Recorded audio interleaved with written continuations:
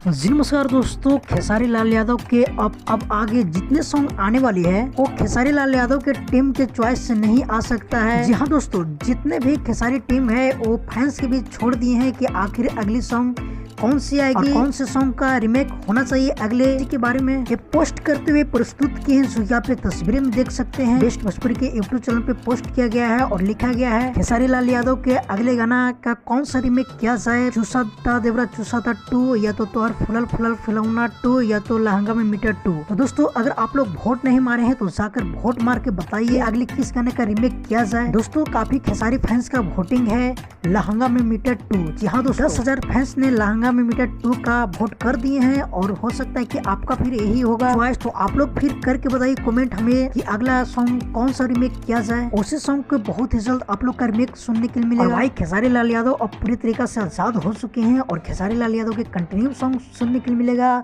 सारेगामा से, सभी कंपनियों से, जो कि बहुत सी सॉन्ग का शूटिंग कंप्लीट कर लिया गया है। तो फिलहाल के लिए कुछ अपडेट था, मिलते हैं किसी अपडेट के साथ बहुत ही जल्द। जब तक ये जय हिंद जय भोजपुरी।